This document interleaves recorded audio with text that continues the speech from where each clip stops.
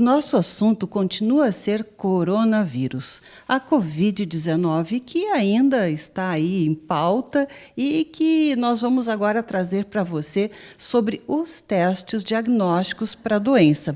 Estamos aqui no Laboratório Exame e vamos conversar com o Dr. Vladimir Cantarelli, que é consultor técnico do Laboratório Exame e especialista em microbiologia.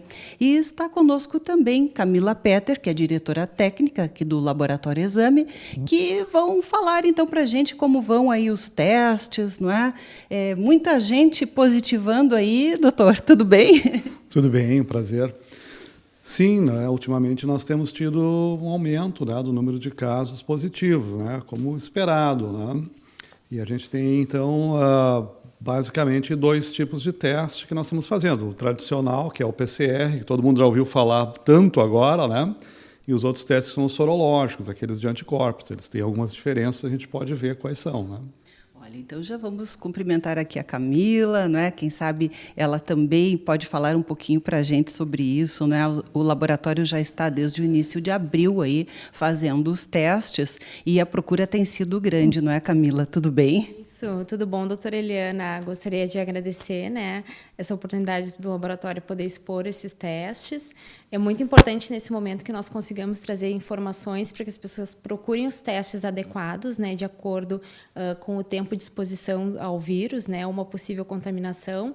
Temos sim, né, uma demanda muito grande de busca tanto pelo PCR quanto pelos testes sorológicos, né, que detectam os anticorpos depois de 7 dias de exposição ou depois de 15 dias de exposição, né, de acordo com a pesquisa que é feita, né, no ELISA ou em algum outro teste, alguma outra metodologia, como a quimiluminescência. Nós, com essa preocupação, né, de oferecer a maior gama possível de exames, estamos desenvolvendo um ELISA. Né? Nesse ELISA, nós vamos fazer a detecção dos anticorpos IgM e IgG. Né? Esses anticorpos eles começam a aparecer logo após a exposição. O IgM após 7 dias, o IgG após 15 dias.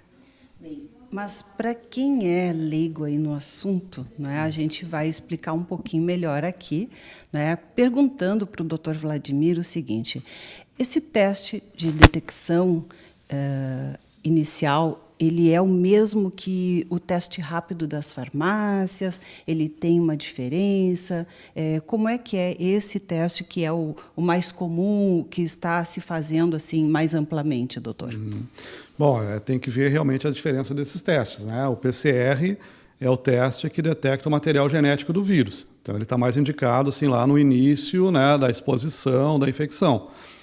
Como a Camila falou, depois de alguns dias, né, dos sintomas, a gente começa a desenvolver anticorpos com o vírus. E aí a gente passa a detectar não o vírus em si, mas a defesa que nós montamos contra esse vírus, né, que tem, a gente chama de anticorpos do tipo IgG, IgM, né, que são anticorpos que aparecem primeiro, como IgM, depois os de fase crônica, IgG, e assim a gente tem uma ideia de que fase anda essa infecção.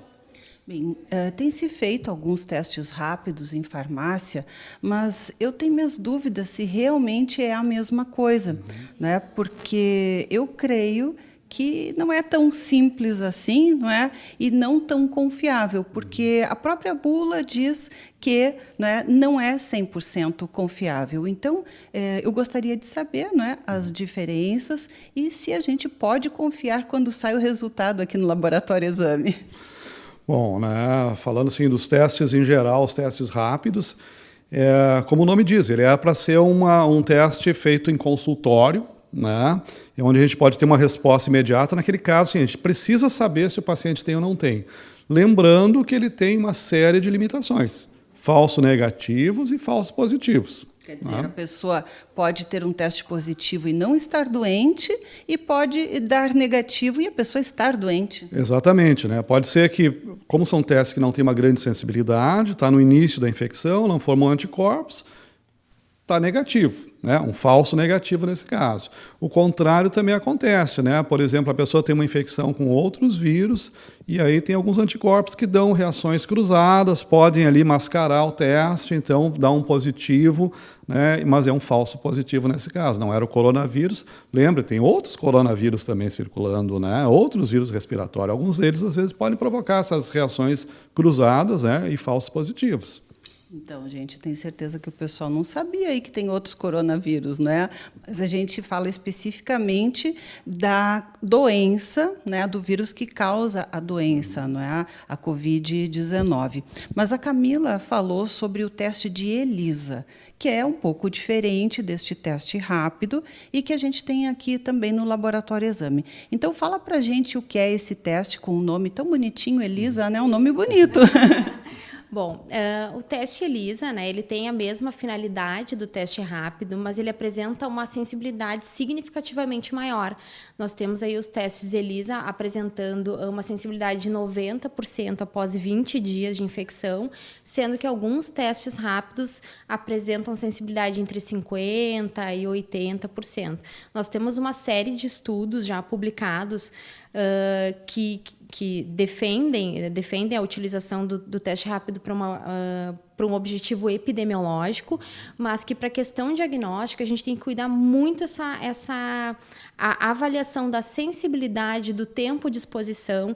Então, nós precisamos, assim, muito além de realizar um teste, fechar o quadro clínico e saber utilizar o teste no momento adequado.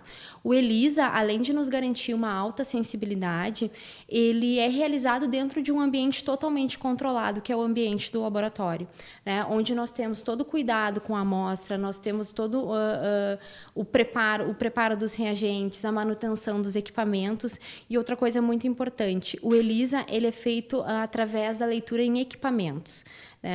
Pensando nesses testes rápidos, nós temos que levar em consideração que ele é feito através de uma leitura visual, o que pode ocasionar um erro de leitura, porque é feito visualmente, né, dentro de um ambiente, né, na farmácia ou em algum outro lugar. É importante que nós saibamos que todos esses testes eles são muito novos. Nós tivemos aí, em março, uma série de testes aprovados pela Anvisa, né?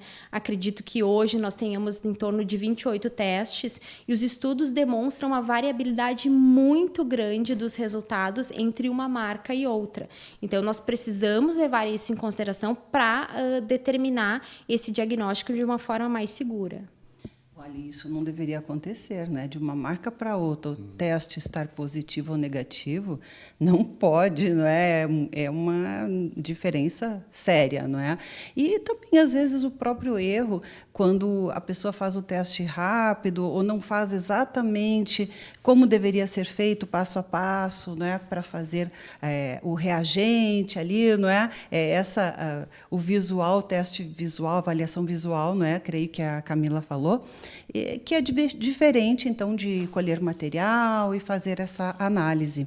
E então eu gostaria aqui, não é, que o Dr. Vladimir reforçasse para a gente a importância de se fazer aí um teste que seja confiável, não é? Porque as pessoas, né, já têm uma angústia, uma ansiedade, um medo da doença, né? E por isso muitas vezes querem fazer o teste até, né? Mas, né, tem que aí ter-se certeza realmente para ter uma validade, né, estar fazendo esse teste. Claro, né? Na verdade, assim, os testes rápidos qualquer um poderia fazer em princípio, né? Mas assim, devo fazer, eu sei interpretar isso, né? Esse resultado, como a gente falou, né, negativo, positivo, realmente tem a ver com o que eu estou sentindo, né? Não vai me criar uma angústia maior ainda, né? Por isso a gente indica que os testes sejam feitos com orientação de um profissional, né? Tem que ver o momento da doença, um outro contexto, teve contato, não teve contato, né? Simplesmente sair fazendo o teste dessa maneira, como a gente já falou, a Camila falou, com tantos falsos positivos, negativos, com tanta variabilidade entre marcas, né? Será que é o melhor nesse momento, né? Ele é feito com aquele, né, fazendo sangue total, dá uma picadinha no dedo, né? E isso também interfere na leitura. A gente já viu que, né, a cor do sangue ali pode prejudicar a leitura, né? Diferente do que nós fazemos no laboratório, que nós separamos, nós fazemos com soro, né?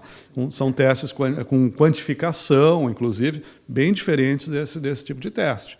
Né? A gente sabe que esses testes foram aprovados com urgência e nem todos eles passaram pelo mesmo crivo, né, de qualidade que normalmente esses testes deveriam passar. Pois é, imagina, né? Tem gente com sangue azul, com sangue vermelho, né? Gremistas e colorados, né, Camila? Brincadeiras à parte. Laboratório Exame tem uma quantidade ainda aqui de testes, as pessoas podem vir fazer, como é que está isso? Temos, sim, uma boa quantidade de insumos para a realização desses testes. Então, as pessoas que tiverem a necessidade de executar esse exame, podem nos procurar, que nós teremos aí ele à disposição. Ok, então, sabemos que não há restrição aqui, né, de pessoas, né? Quem precisar ou quiser fazer o teste, então, Laboratório Exame é a nossa dica de hoje. Muito obrigada, Camila, doutor Vladimir, e está dado o recado aí para você.